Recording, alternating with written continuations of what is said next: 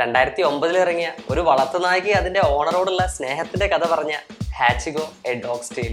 ജപ്പാനിൽ നടന്ന ഒരു റിയൽ ഇൻസിഡന്റിനെ ബേസ് ചെയ്തെടുത്ത സിനിമ എന്നെ മാത്രമല്ല സിനിമ കണ്ട എല്ലാവരെയും ഒരുപോലെ ഇമോഷണൽ ആക്കിയ, ഒരുപോലെ കരയിപ്പിച്ച സിനിമയാണ്. നമുക്ക് സിനിമ വളരെ കുറച്ച് മിനിറ്റിൽ കണ്ടുവരാം.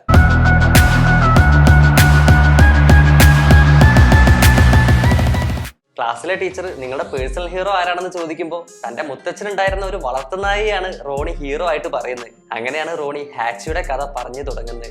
പ്രൊഫസർ പാർക്കർ വിൽസന് റെയിൽവേ സ്റ്റേഷനിൽ വെച്ച് കഴുത്തിൽ ജാപ്പനീസ് ഭാഷയിൽ എന്തോ എഴുതിയ ഒരു ടാഗ് കെട്ടിയ ഒരു നായക്കുട്ടിയെ കിട്ടുന്നു. അതിന്റെ ഓണറിനെ അവിടെ കാണാത്തതുകൊണ്ട് പാർക്കർ തൽക്കാലത്തേക്ക് പപ്പിയെ പാർക്കറിന്റെ വീട്ടിലേക്ക് കൊണ്ടുവരുന്നു. പാർക്കറിന്റെ വൈഫ് കാറ്റിന് വളർത്തുമൃഗങ്ങളോട് ഇഷ്ടമല്ലാത്തതുകൊണ്ട് പാർക്കർ പപ്പിയുടെ ഓണറിനെ കണ്ടുപിടിക്കാൻ ശ്രമം നടത്തുന്നുണ്ടെങ്കിലും കണ്ടുപിടിക്കാൻ പറ്റുന്നില്ല. എന്നാൽ പാർക്കറിന് പപ്പിയോടുള്ള അടുപ്പവും സ്നേഹവും ഒക്കെ മനസ്സിലാക്കുമ്പോൾ കാറ്റും പതിയെ പപ്പിയെ ഇഷ്ടപ്പെട്ടു തുടങ്ങുന്നു. പാർക്കറിന്റെ ജാപ്പനീസ് ഫ്രണ്ട് കെൻ പപ്പി അക്കിട്ട എന്നൊരു ബ്രീഡാണെന്നും അതുപോലെ പപ്പിയുടെ കഴുത്തിലുള്ള ജാപ്പനീസ് ടാഗ് ഹാച്ചി, അതായത് നമ്പർ 8 ആണെന്നും പറയുന്നു. ഈ 8 എന്നുള്ളത് ഒരു ഭാഗ്യ നമ്പർ കൂടി ആയതുകൊണ്ട് പാർക്കർ പപ്പിയെ ഹാച്ചി എന്ന് തന്നെ വിളിക്കുന്നു. ബോൾ എറിഞ്ഞിട്ട് ഹാച്ചിയെ കൊണ്ട് അത് എടുത്തുകൊണ്ട് വരിക്കാനുള്ള ട്രെയിനിങ് പല പ്രാവശ്യം പാർക്കർ ചെയ്യുന്നുണ്ടെങ്കിലും അതൊന്നും ഹാച്ചി അനുസരിക്കുന്നില്ല. അക്കീറ്റ ബ്രീഡുകളെ ട്രെയിൻ ചെയ്യാൻ പാടാണെന്നും അതിനെന്തെങ്കിലും ഒരു റീസൺ ഉണ്ടെങ്കിൽ മാത്രമേ അത് ചെയ്യുള്ളൂ എന്നും കെൻ പാർക്കറിനോട് പറയുന്നു.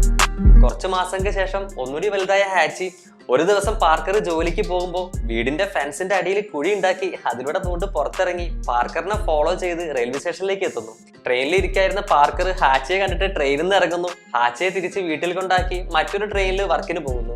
ഈവനിങ് പാർക്കർ വരുന്ന ട്രെയിനിന്റെ സൗണ്ട് കേട്ടിട്ട് ഹാച്ചി ഒറ്റയ്ക്ക് തന്നെ റെയിൽവേ സ്റ്റേഷനിലേക്ക് പോകുന്നു. ട്രെയിനിന്റെ കറക്റ്റ് സമയത്ത് ഒറ്റയ്ക്ക് റെയിൽവേ സ്റ്റേഷനിൽ എത്തിയ ഹാച്ചിയെ കണ്ടിട്ട് പാർക്കർ ശരിക്കും അത്ഭുതപ്പെടുന്നു. പിന്നീട് എന്നും രാവിലെ ഹാച്ചിയും പാർക്കറും ഒരുമിച്ചാണ് റെയിൽവേ സ്റ്റേഷനിലേക്ക് പോകുന്നത്. പാർക്കർ സ്റ്റേഷനിൽ എത്തിക്കഴിഞ്ഞാൽ ഹാച്ചി പിന്നെ തിരിച്ച് വീട്ടിലേക്ക് ഒറ്റയ്ക്ക് പോകും. പിന്നെ വൈകുന്നേരം പാർക്കറിന്റെ ട്രെയിൻ എത്തുന്നതിന് മുന്നേ തന്നെ ഹാച്ചി സ്റ്റേഷനിലെത്തി എന്നിരിക്കുന്ന അതേ പൊസിഷൻ തന്നെ ഇരുന്നിട്ട് പാർക്കർ വരുന്നത് വരെ കാത്തിരിക്കും. അത് ദിവസവും ഹാച്ചിയുടെ ഒരു ശീലമാകുന്നു, ഒരു ഹാബിറ്റ് ആകുന്നു. അതിനിടയിൽ പാർക്കറിന്റെ മകൾ ആൻഡി ആളുടെ ബോയ് ഫ്രണ്ട് മൈക്കിളിനെ കല്യാണം കഴിക്കുന്നു. ഹാച്ചിയും ആ ഒരു ഫാമിലിയിലെ അംഗത്തെ പോലെ തന്നെയാണ് ആ ഒരു കല്യാണത്തിലും പങ്കെടുക്കുന്നത്. അങ്ങനെ ദിവസങ്ങൾ ഒരുപാട് കടന്നുപോയി. ഒരു ദിവസം ഹാച്ചി പാർക്കറിനോട് നോർമൽ ആയിട്ടല്ല പെരുമാറുന്നത്. ആദ്യം ഹാച്ചി പാർക്കറിന്റെ കൂടെ റെയിൽവേ സ്റ്റേഷനിലേക്ക് പോകാൻ പോലും കൂട്ടാക്കുന്നില്ല. എന്നാൽ പാർക്കർ പോയി കഴിഞ്ഞ് അപ്പൊ തന്നെ പണ്ട് പാർക്കർ എറിഞ്ഞിട്ട് എടുത്തു കൊണ്ടുവരാൻ പറയുന്ന ആ ബോൾ വായിലാക്കിക്കൊണ്ട് ഹാച്ചി റെയിൽവേ സ്റ്റേഷനിലേക്ക് ഓടി വരുന്നു.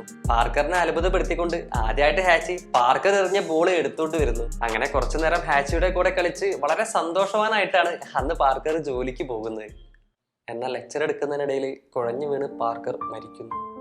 രാവിലെ ഹാച്ചിയുടെ കൂടെ കളിച്ചുകൊണ്ടിരുന്ന ആ ബോൾ അപ്പോഴും പാർക്കറിന്റെ കയ്യിലുണ്ടായിരുന്നു.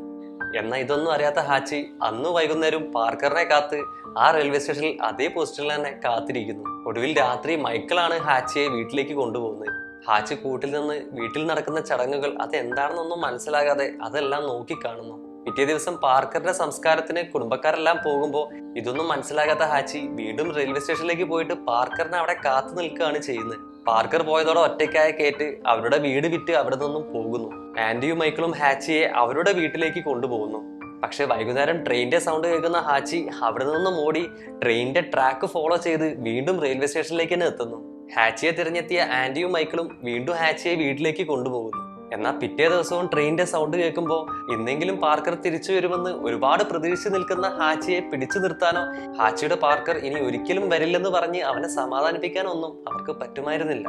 ഇത് മനസ്സിലാക്കിയ അവർ ഹാച്ചിയെ റെയിൽവേ സ്റ്റേഷനിലേക്ക് പോകാൻ അനുവദിക്കുന്നു. ആൻഡിയുടെ കൈ നക്കി വാലാട്ടി അവരോടുള്ള സ്നേഹവും നന്ദിയും എല്ലാം പ്രകടിപ്പിച്ച് ഹാച്ചി വീണ്ടും റെയിൽവേ സ്റ്റേഷനിലേക്ക് ഓടിയെത്തുന്നു. പാർക്കർ റെയിൽവേ സ്റ്റേഷന്റെ ഡോറും തുറന്ന് വരുന്നത് കാത്ത് ആ ഡോറും നോക്കി ഹാച്ചി എന്നും ഇരിക്കുന്ന ആ പോസ്റ്റിൽ തന്നെ ഇരിക്കുന്നു.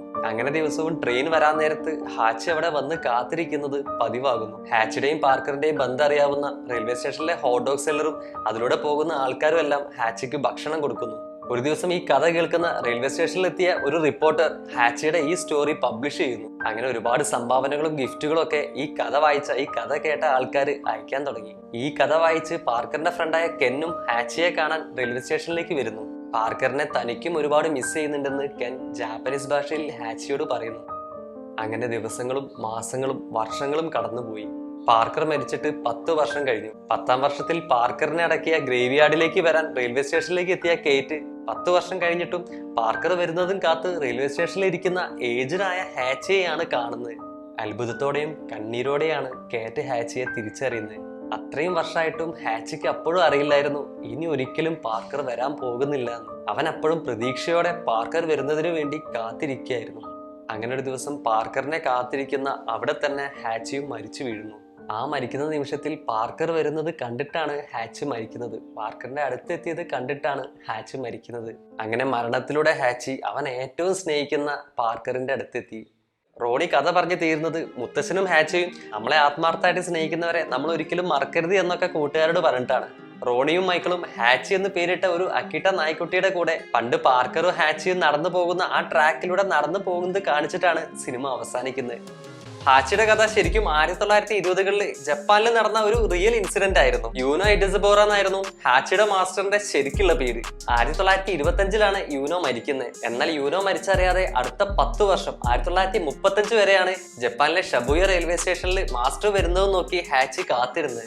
ഒടുവിൽ അവിടെ തന്നെ ഹാച്ചി മരിച്ചു വീണു. യൂനോയുടെ കുഴിമാടത്തിന് അടുത്ത് തന്നെയാണ് ഹാച്ചിയുടെ മൃതദേഹം സംസ്കരിച്ചത്. അങ്ങനെ ഹാച്ചി താൻ അത്രത്തോളം സ്നേഹിച്ച തന്റെ മാസ്റ്റർ കൂടെ ഇന്നും അവിടെ സുഖമായി ഉറങ്ങുന്നു. ഷബുയ റെയിൽവേ സ്റ്റേഷനിൽ ഹാച്ചി മാസ്റ്ററെ കാത്തിരുന്ന സ്ഥലത്ത് ഹാച്ചി മരിച്ചതിന് ശേഷം 1935 തന്നെ ഹാച്ചിയോടുള്ള ആദരസൂചകമായിട്ട് ഒരു വിശ്വസ്തയുടെ സിംബലായിട്ട് ഒരു സ്റ്റാച്ചു അവരുണ്ടാക്കി. അതുമാത്രമല്ല ഷബുയ റെയിൽവേ സ്റ്റേഷനിൽ ഹാച്ചി മാസ്റ്ററിന് വേണ്ടി കാത്തിരുന്ന ആ ഒരു എൻട്രൻസിനെ ഇപ്പോഴും ഹാച്ചിഗോ ഗുച്ചി, അതായത് ഹാച്ചിഗോ എൻട്രൻസ് അല്ലെങ്കിൽ എക്സിറ്റ് എന്നാണ് അറിയപ്പെടുന്നത്. ഹാച്ചി അല്ലെങ്കിൽ ലിറ്റിൽ ഹാച്ചി എന്ന് മീനിങ് ഉള്ള ഹാച്ചിഗോ എന്ന വേർഡ് ജപ്പാനിൽ ഇപ്പോഴും വിശ്വാസ്യതയുടെയും സ്നേഹത്തിന്റെയും ലോയൽറ്റിയുടെയും ഒരു സിമ്പിൾ ആയിട്ടാണ് ആൾക്കാർ യൂസ് ചെയ്യുന്നത്. പാർക്കറായ റിച്ചാർഡ് ഗിയർ മനോഹരമായി തന്നെ അഭിനയിച്ച സിനിമയുടെ അവസാനത്തെ 30-40 മിനിറ്റ് കണ്ണിൽ വെള്ളം നിറയാതെ ആർക്കും കണ്ടിരിക്കാൻ പറ്റില്ല. നിസ്സഹായനായ ഹാച്ചിയുടെ പാർക്കർ വരുന്നതും നോക്കിയുള്ള ആ ഒരു ഇരുത്തവും ആ ഒരു നോട്ടവും ഒന്നും നമുക്ക് മറക്കാനും പറ്റില്ല.